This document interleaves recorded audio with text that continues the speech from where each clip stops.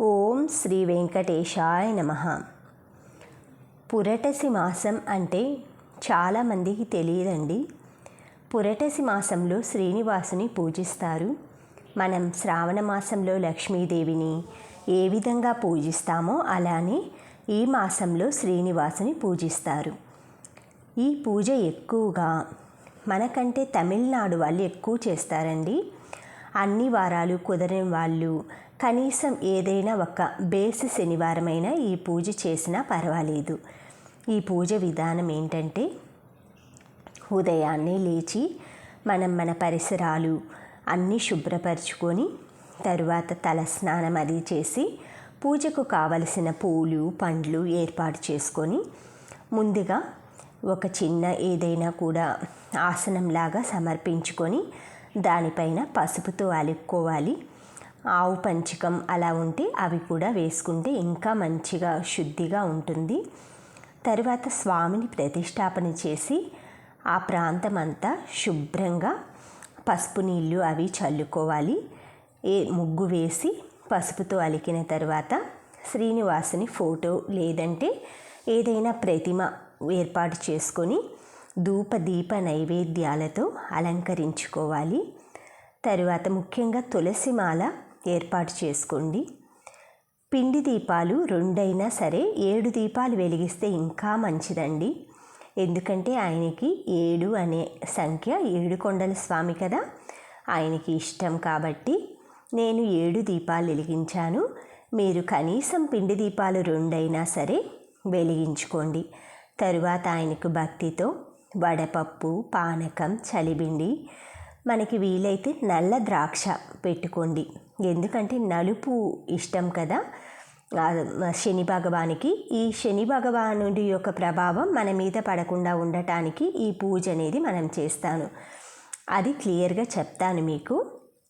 ప్రసాదం గురించి వచ్చింది కాబట్టి నల్ల ద్రాక్ష పానకం ఇలాంటివి పెట్టేసుకొని తరువాత మనకి అష్టోత్తరం, వెంకటేశ్వర స్వామి అష్టోత్తరం, విష్ణు సహస్రనామాలు, గోవింద నామాలు చదువుకొని హారతి ఇచ్చి మీకు వీలైతే ఏదైనా వెంకటేశ్వర స్వామి పాట పాడుకోండి. తరువాత ప్రసాదం స్వీకరించి అరిటాకులో భోజనం చేయండి. అంటే మనం వండుకున్న పప్పు ఏదో ఉంటుంది కదా, పెరుగు అలాగా ఆ పదార్థాలన్నీ అరిటాకులో వేసుకొని భోజనం చేయండి. ఎందుకంటే మనం నిష్టగా పూజ చేశాం కదా. మీరు ఉపవాసం ఉన్నా పర్లేదు లేకపోయినా పర్లేదు. ఉపవాసం అంటే దేవునికి అత్యంత సన్నిధిలో ఉండటం అన్నమాట. అంటే భజనలు ఇలా స్వామికి ఎప్పుడు ఆ స్వామి స్మరణతోటి ఆ స్వామి నామాలు అవి వినటం, మనం ఏదైనా టీవీలో అవి కూడా ఆ స్వామికి సంబంధించినవన్నీ చేస్తున్నామంటే ఆయనకి దగ్గరలో ఉన్నట్లేనండి.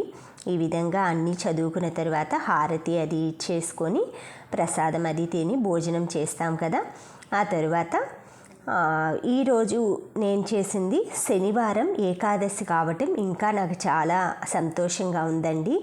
ఈ వీడియో చేయటం మన వాళ్ళందరికీ పోస్ట్ చేయటం అది ఆ స్వామివారు ఎంతో ప్రీతిపాత్రమైన రోజు అన్నమాట. ఏకాదశి శనివారం రావటం వీలైన వారు తప్పకుండా ఈ వ్రతం చేసుకొని ఆ వెలిగించిన దీపాలు ఉంటాయి కదా అవి మళ్ళీ సాయంత్రం పూట కూడా కొంచెం అలా ఆయిల్ పోసి వెలిగించి మళ్ళీ దండం పెట్టుకొని కొంచెం ఆ ఫోటో అది ఉంటుంది కదా పూజ చేసింది కదిపి పెట్టేసేసుకొని మరునాడు ఆ దీపాలు ఉంటాయి కదా అవి తీసుకెళ్ళి స్నానం అది చేసిన తర్వాత ఆ దీపాలని ఏదైనా గోవుకి కానీ కాకికి కానీ పక్షులకు కానీ ప్రసాదంగా పెట్టేసేసి వచ్చేసేయండి.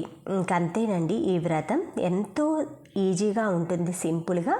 వీలైన వారు ఈరోజు నల్ల బట్టలు వేసుకోవటానికి, నల్ల చీర నల్ల డ్రెస్ అలాంటివి వేసుకోవటానికి అలా ఇష్టపడండి. ఎందుకంటే ఆ శని భగవానుడి గురించి ఆయన ప్రభావం మనపైన పడకుండా ఉండటానికి ఆ శ్రీనివాసుడు ఆ శని భగవానుడు శ్రీనివాసుడు ఏమి చెప్తే అది చేస్తాడనమాట.